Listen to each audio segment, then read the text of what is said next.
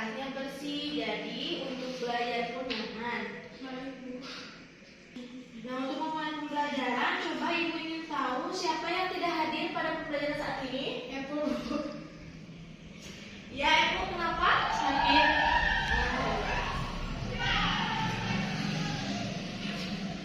Ya, baik. Bagaimana kabar kalian? Alhamdulillah baik, Bu. Ya, alhamdulillah. Tetap jaga kesehatan ya di tengah pandemi seperti ini. Kalian harus bisa menjaga imun tubuh. Nah, bagaimana? Coba deh kalian sekarang kan mau mulai belajar ya. Untuk memulai pembelajaran, coba kalian ingat-ingat di rumah kalian kalau misalkan cuaca dingin kayak gini ya, biasanya suka ada tembok yang berjamur. Ada. Iya, ada. Ada, Bu. Coba deh kalian pikir-pikir apa coba penyebab dari berjamur tembok tersebut. Kenapa ya, Bu, tembok berjamur?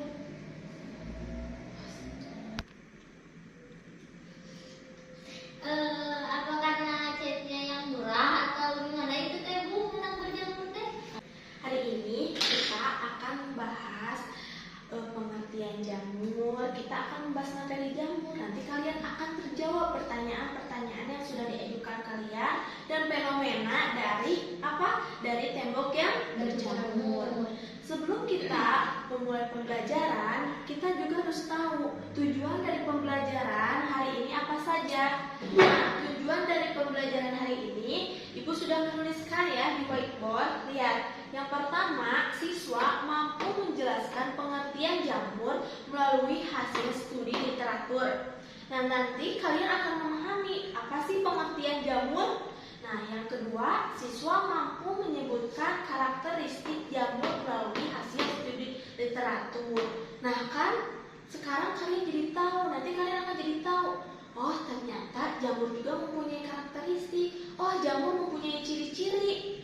Nah, yang ketiga, tujuan pembelajarannya, siswa mampu menjelaskan cara hidup jamur.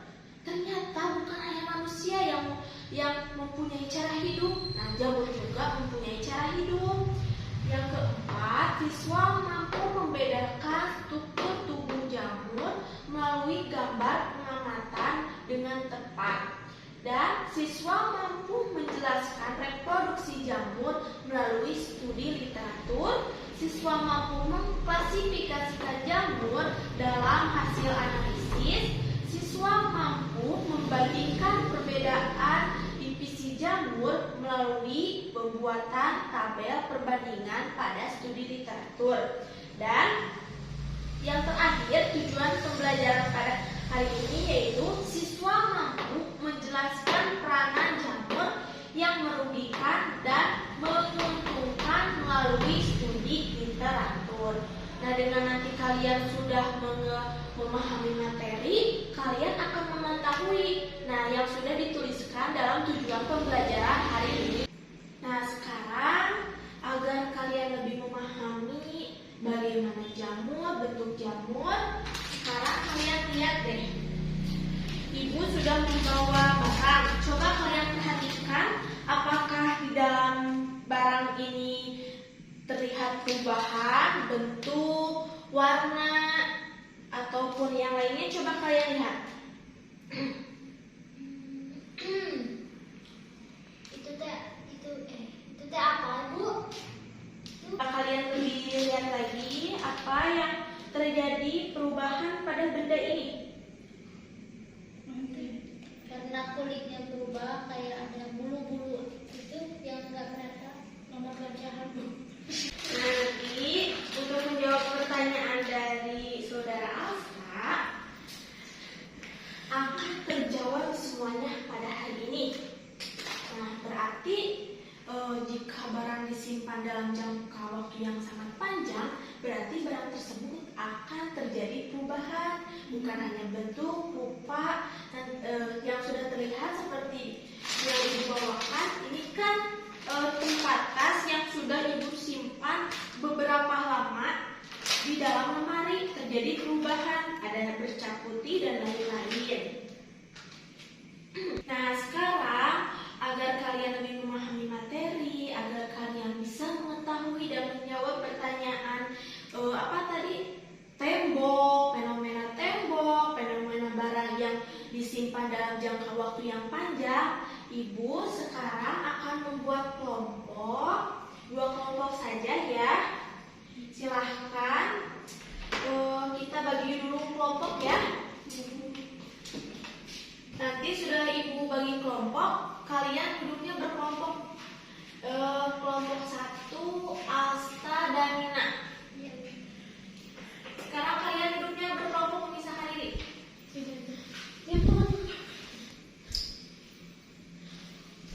Selanjutnya yaitu saudari Ani Ulfah dan Teh Ai.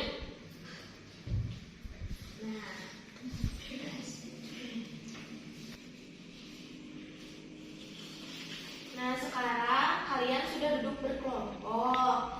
Tugas kalian cari di Google atau buku paket literatur seperti makalah mengenai materi jamur.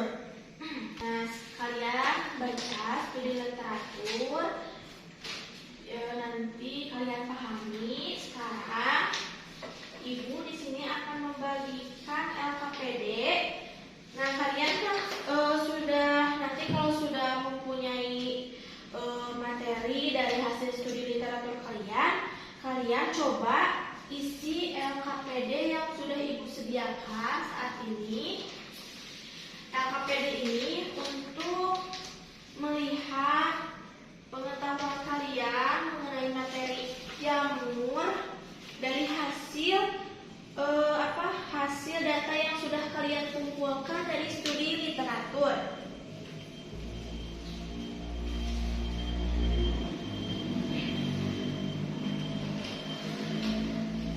Sekarang kalian kerjakan dulu hasil yang sudah ibu berikan LKPD-nya. Nanti kalian bisa mempresentasikannya di depan.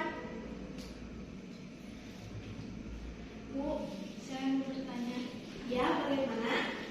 Apakah ini struktur harus diisi dengan fungsinya? Ya, itu struktur tubuh jamur. Nanti kalian tulis jawabannya sesuai nomor. Lalu kalian juga jelaskan fungsi dari struktur itu.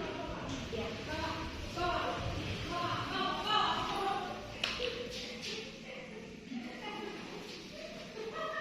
Kalian kerjakan dengan tepat. Tidak usah tergesa-gesa, karena ibu bisa melihat pemahaman kalian dari LKPD tersebut, sejauh mana kalian memahami, sejauh mana kalian mencari literatur.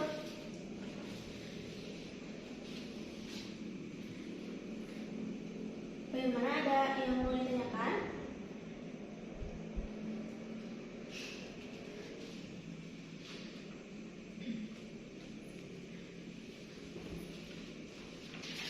Ibu lihat sudah beres ya pengerjaannya? Nah, sekarang coba kalian kumpulkan hasil dari LKPD yang sudah kalian kerjakan. Kumpulkan ke depan. Kita akan mengevaluasi hasil dari jawaban yang sudah kalian tuliskan.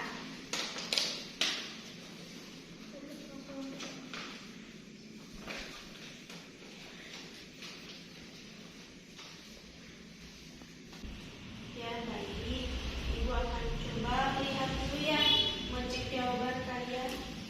Ya, bagus.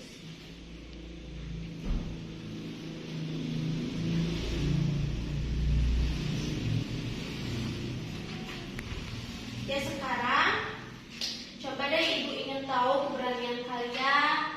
Siapa yang mau ke depan untuk mempresentasikan hasil dari diskusi kalian pada saat ini? Saya, Bu. Ya, baik. Saya, Bu. Ya, baik, silahkan Asta ke depan. Ini perwakilan dari kelompok 1 ya? Ya, ini hasil diskusi. Silahkan kamu presentasikan kepada teman-teman. Assalamualaikum warahmatullahi wabarakatuh. Waalaikumsalam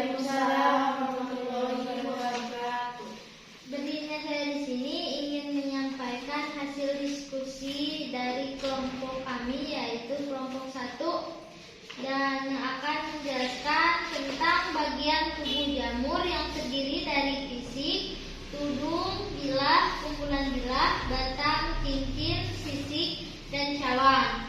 Nah, dari bagian tubuh jamur tersebut, mereka memiliki ciri-cirinya masing-masing, yaitu yang pertama ada zigomycotina, yang kedua ada ascomycotina, dan kemudian ada basiomycotina, dan yang terakhir ada dithyromycotina. Nah, dari keempat tersebut memiliki bagian-bagiannya masing-masing. Yang satu ada hipa. Hipa menurut zigomycotina, hipa tak bersekat. Sedangkan menurut ascomycotina, hipa bersekat dengan inti pada setiap sekatnya. Dan ada pula hipa berbasimycotina, yaitu hipa bersekat dengan sambungan apit. Dan yang terakhir ada hipa dithyromycotina, yaitu hipa bersekat. Dan yang kedua ada aseksual. Aseksual yang memiliki ciri-ciri di bagian zigomycotina, yaitu membentuk spora vegetatif. Dan aseksual menurut ascomycotina, yaitu spora, tunas, dan fragmentasi. Dan yang selanjutnya adalah aseksual basiomycotina, yaitu tunas, fragmentasi, dan konodia. Yang selanjutnya adalah aseksual dithyromycotina, yaitu membentuk spora dan konodia.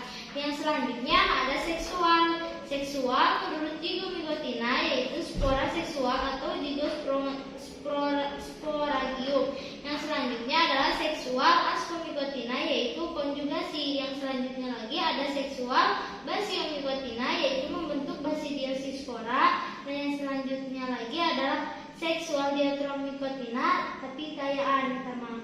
Nah, dan yang selanjutnya cara hidup. Cara hidupnya, jika zigomycotina itu hidup dalam suborbal perbulan di tanah.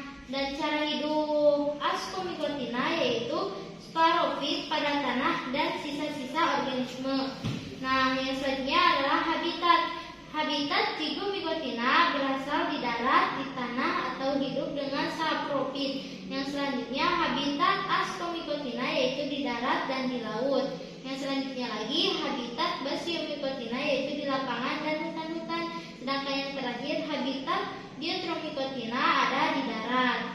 Nah, tubuh buahnya kalau yang jamur basiomycotina itu seperti payung.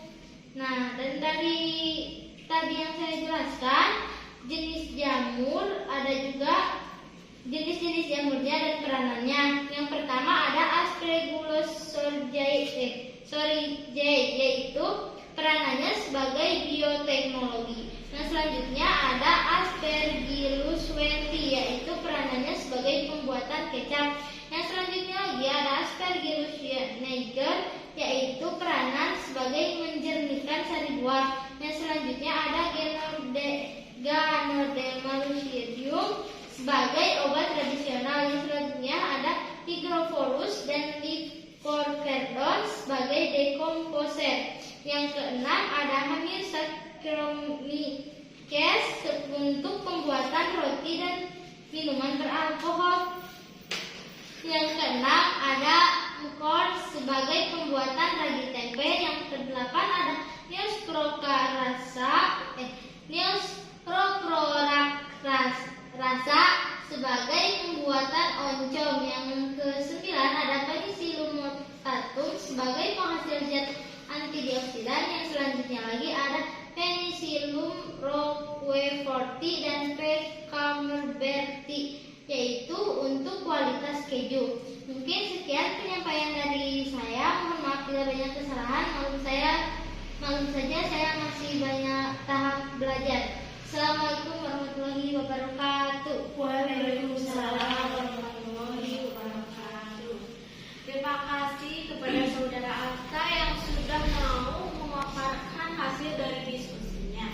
Sekarang coba Ibu ingin tanya, apakah ada yang ingin menyanggah atau mengomentari hasil dari presentasi yang sudah Asta paparkan pada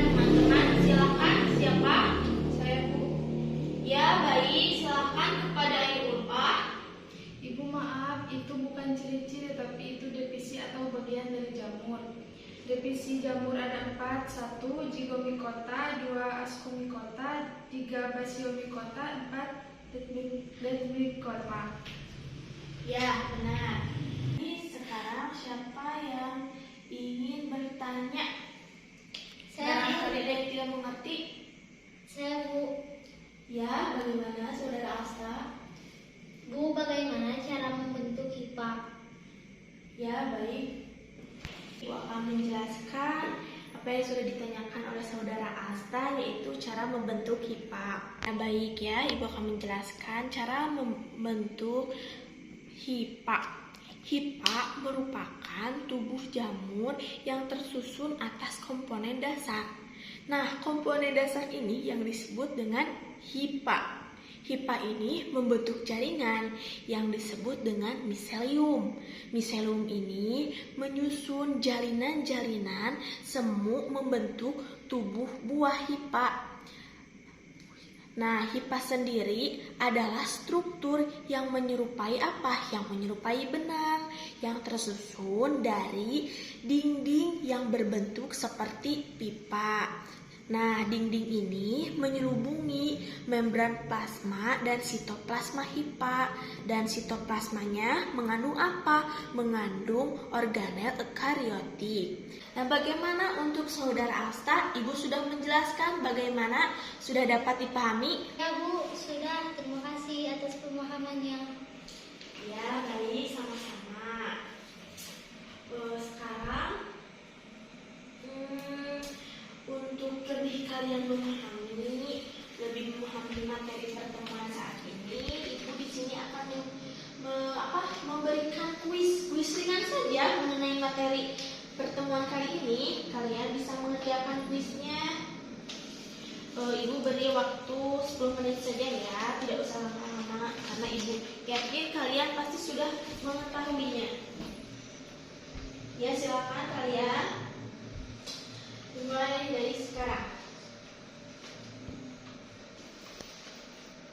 Kalian kerjakan sesuai pemahaman masing-masing. Dari kuis itu Ibu bisa melihat kemampuan kalian. Sudah cukup ya? Nah, sekarang siapa yang akan menyimpulkan dari hasil temuan kuis tersebut? Siapa yang akan menyimpulkan? Saya Bu. Ya, baik, kepada Saudari Ayu Pak. Jadi jamur itu adalah salah satu organisme eukariotik yang mempunyai struktur tubuh yang berbeda dan mempunyai 4 divisi.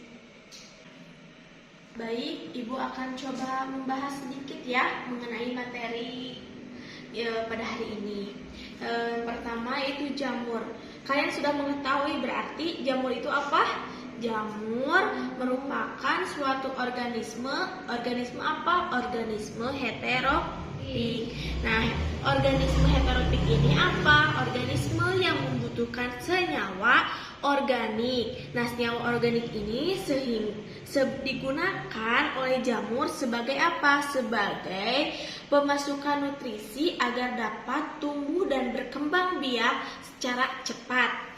Nah, selanjutnya tetapi apabila kelangsungan hidup organisme heterofik tersebut bergantung pada senyawa organik mati yang terlarut. Nah, ini kejadian ini yaitu disebut dengan sporofit. Jika kalian bertanya, Bu, apa ciri-ciri jamur? Nah, ciri-ciri jamur banyak sekali. Salah satunya yaitu jamur merupakan organisme eukariotik, yaitu organisme yang memiliki membran inti sel. Jadi jamur ini memiliki membran inti sel. Yang kedua, memiliki dinding sel yang terdiri dari zat kitin. Jadi si dinding sel jamur ini memiliki zat kitin. Selanjutnya, jamur memiliki cadangan makanan dalam bentuk glikogen.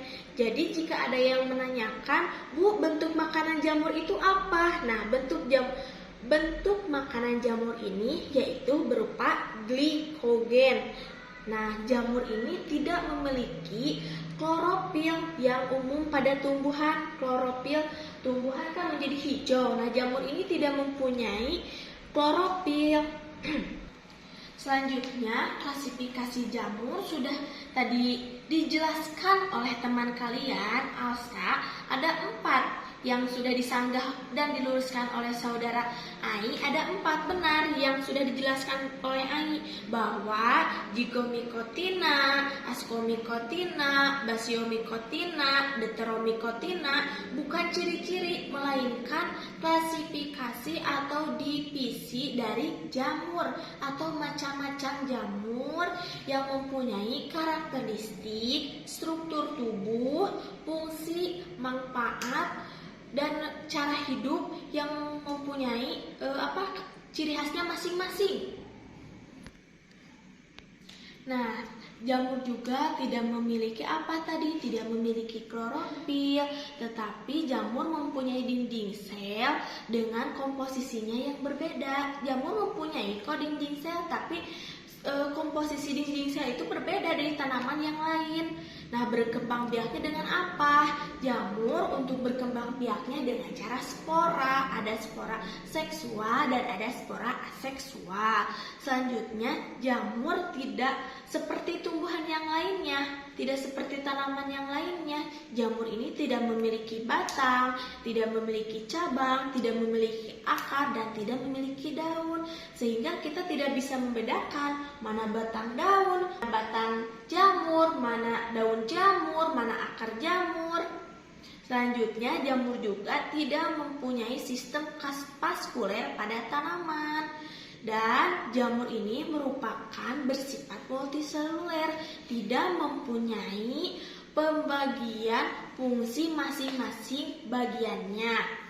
Nah, selanjutnya, manfaat jamur bagi manusia sangat banyak. Bisa dipakai untuk obat-obatan, bisa dipakai untuk mengolah makanan, dan masih banyak lagi yang harus teman-teman gali, yang harus teman-teman lebih cari mengenai materi jamur, karena masih banyak manfaat yang belum terbahas pada pelajaran kali ini.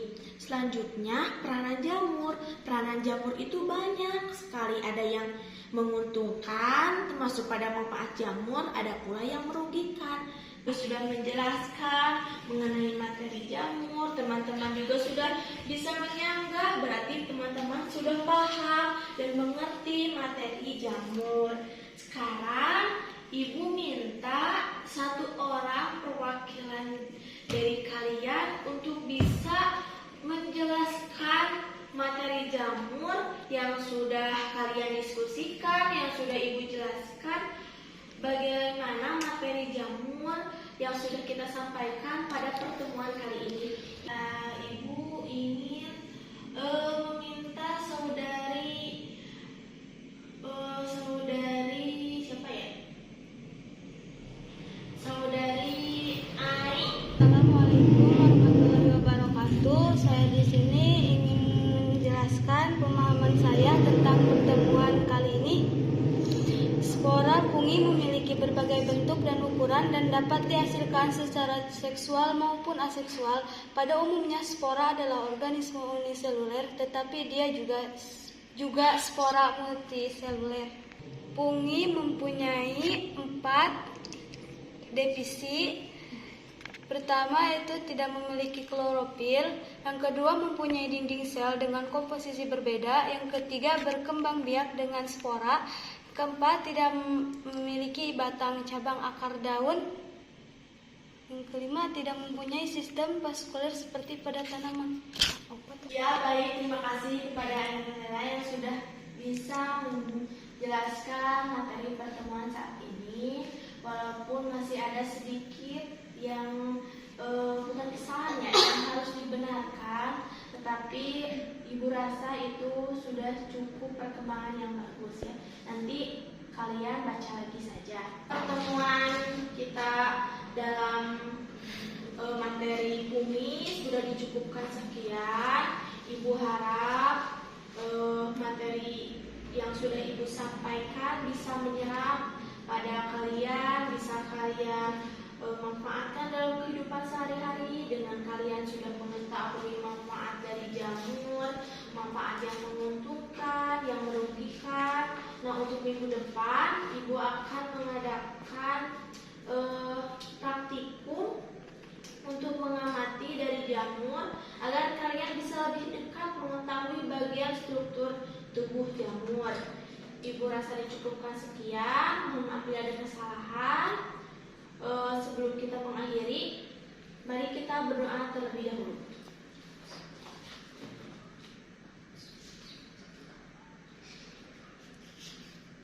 Berdoa selesai. Yang baik, terima kasih. Wassalamualaikum warahmatullahi wabarakatuh.